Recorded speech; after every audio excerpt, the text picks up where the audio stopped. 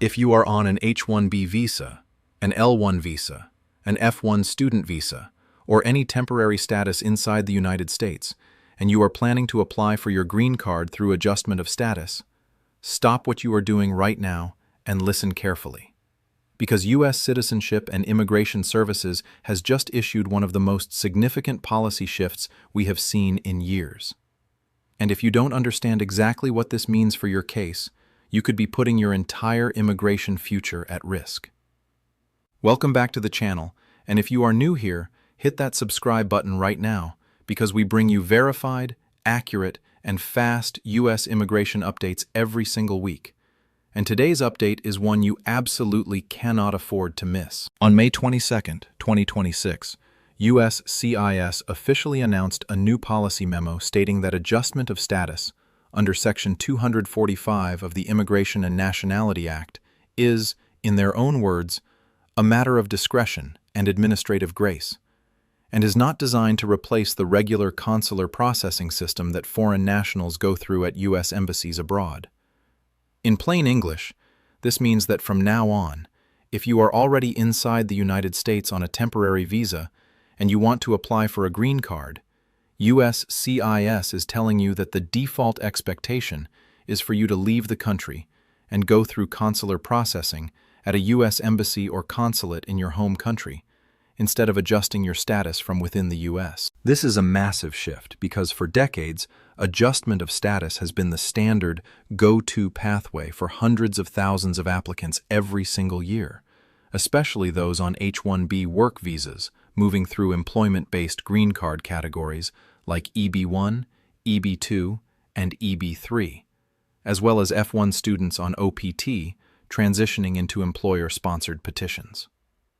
Under this new memo, USCIS officers have been instructed to evaluate every single adjustment of status application using what they are calling a totality of the circumstances framework, meaning officers will now weigh all favorable and unfavorable factors in your case and only approve adjustment of status where your specific circumstances genuinely justify what they are calling a favorable exercise of discretion. A USCIS spokesperson stated directly in a press release, and I'm going to break this down for you piece by piece, that an alien who is in the U.S. temporarily and wants a green card must now return to their home country to apply, except in extraordinary circumstances.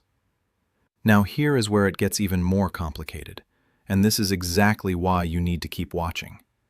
Because just 1 week after this policy was announced, multiple press outlets reported on May 29th that USCIS appeared to be walking the policy back, with officials claiming there was no major change from the discretion immigration officers have always held under the law. So which is it? Is this a groundbreaking shift in how green cards are processed? Or is it simply a restatement of existing discretionary authority dressed up in stronger language? The honest answer, based on everything we are seeing from immigration attorneys across the country, is that this ambiguity itself is the danger. When USCIS officers receive guidance that gives them broader discretionary language, even if the underlying law technically hasn't changed, it creates real uncertainty in how individual cases get adjudicated. And that uncertainty is already being felt by applicants filing Form I-485 right now. But that is not the only major legal development happening in the immigration space this month. On June 5, 2026, the U.S. District Court for the District of Rhode Island issued a major ruling in a case brought by immigration organizations and labor unions against USCIS.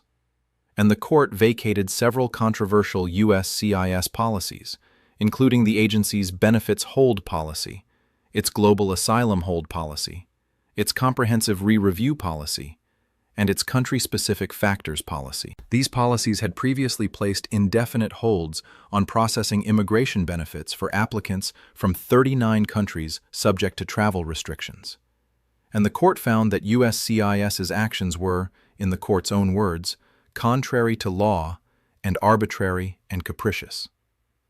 Final judgment in this case was entered on June 11, 2026, and while the government is expected to appeal this decision, for now, This ruling represents a significant win for thousands of applicants whose cases had been frozen indefinitely.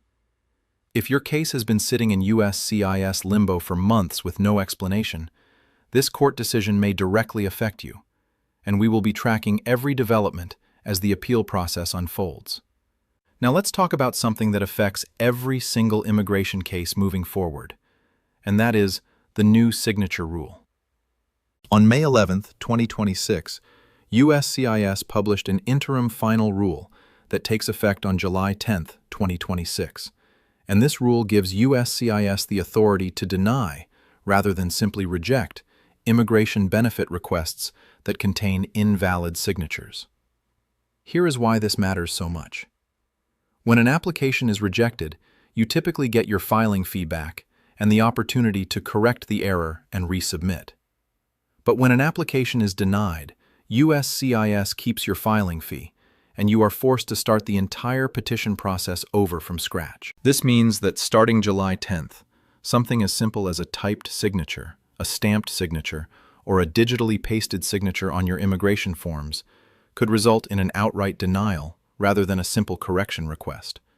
So if you are preparing any USCIS filing right now, make absolutely sure every signature on every form is a proper wet or approved electronic signature, because this small detail could cost you thousands of dollars and months of lost time.